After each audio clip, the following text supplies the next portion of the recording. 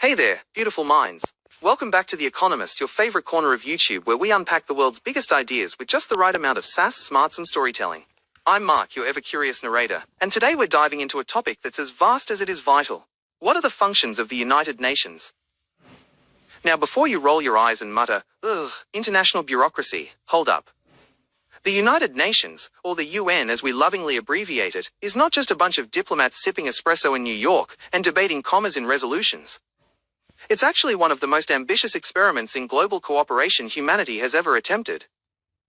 And trust me, it's got more layers than your grandma's lasagna. So let's rewind the clock to 1945. The world had just emerged from the most devastating war in history, World War II. Cities were rubble, economies were shattered, and trust between nations was basically non-existent. It was like the worst group project ever, and everyone had failed. Out of that chaos came a bold idea. What if we created a global organization whose sole purpose was to prevent another world war, promote peace, and make sure countries actually talk to each other before launching missiles? Enter the United Nations. Born in San Francisco, raised in New York, and now with 193 member states, the UN is like the world's most complicated family reunion. And just like any family, it has its quirks, its drama, and its moments of brilliance. So what does the UN actually do? What are its functions? Let's break it down.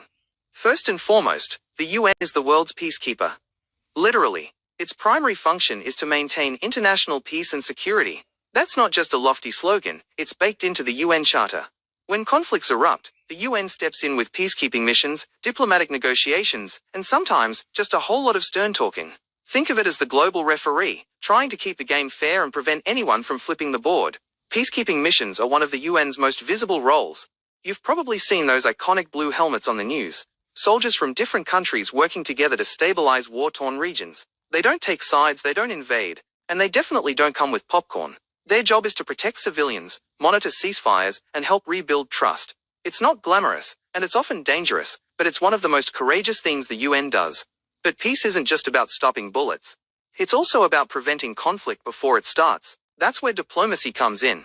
The UN provides a platform for countries to talk, negotiate, and occasionally throw shade at each other in very polite language. The General Assembly is like the world's biggest debate club, where every country gets a voice, even the tiny ones with populations smaller than your local mall on a Tuesday. Now let's talk about human rights. The UN is a fierce advocate for dignity, equality, and justice. Through its Human Rights Council and various treaties, it monitors abuses, investigates violations, and pressures governments to do better. Is it perfect?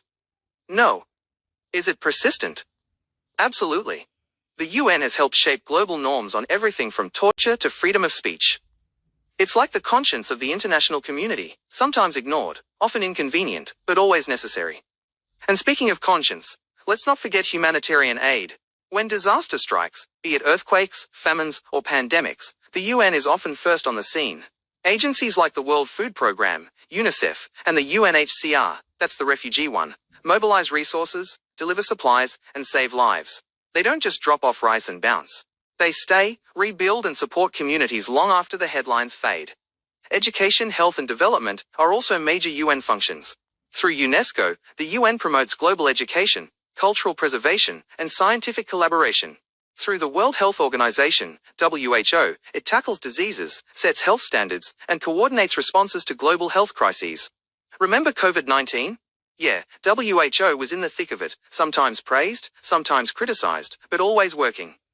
And then there's the UN's role in sustainable development.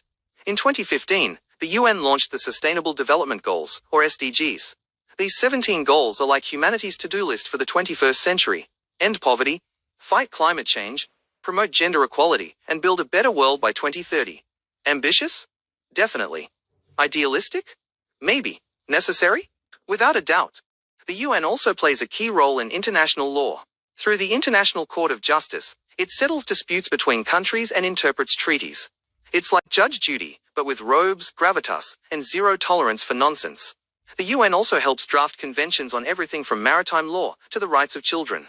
It's the legal architect of the global order. Now, let's pause for a moment and acknowledge the elephant in the room. The UN isn't perfect.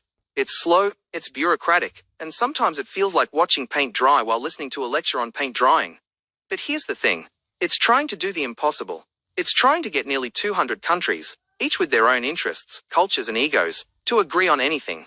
That's like herding cats, on roller skates, in a thunderstorm. And yet, despite the dysfunction, the UN has achieved remarkable things. It helped end apartheid in South Africa. It brokered peace in Cambodia. It eradicated smallpox. It's reduced child mortality, expanded access to clean water, and championed the rights of women and minorities around the world. It's not flashy, and it doesn't always make headlines, but its impact is profound. Let's not forget the UN's environmental work. Through programs like UNEP, it monitors climate change, promotes conservation, and pushes for sustainable policies. It's the global watchdog for our planet, reminding us that Earth isn't just a place we live, it's a responsibility we share. And yes, the UN also has a bit of a PR problem. People often ask, what does the UN really do, or why doesn't it stop wars? The truth is, the UN isn't a world government. It can't force countries to behave. It can't send troops without permission. It can't magically fix everything. What it can do is create space for dialogue, offer support, and hold a mirror to the world's conscience.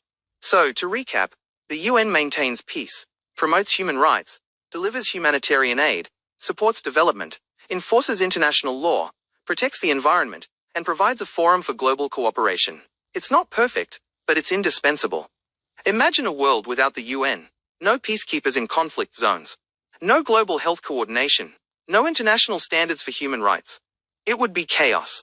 The UN may be flawed, but it's also one of the few institutions trying to make the world a better place. Not for profit, not for power, but for people.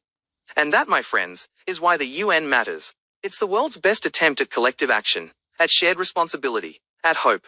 It's messy, it's maddening, and sometimes it feels like it's running on duct tape and dreams. But it's also beautiful, brave, and deeply human. So next time you hear someone say, "What's the point of the UN?" you can smile and say, "Actually, quite a lot," and maybe throw in a wink for good measure. Thanks for hanging out with me today on The Economist. I'm Mark, and I'll be back soon with more deep dives, hot takes, and global gossip. Don't forget to like, subscribe, and hit that bell icon so you never miss a moment of our international adventures. Until next time, stay curious, stay kind, and remember, the world is complicated, but understanding it doesn't have to be.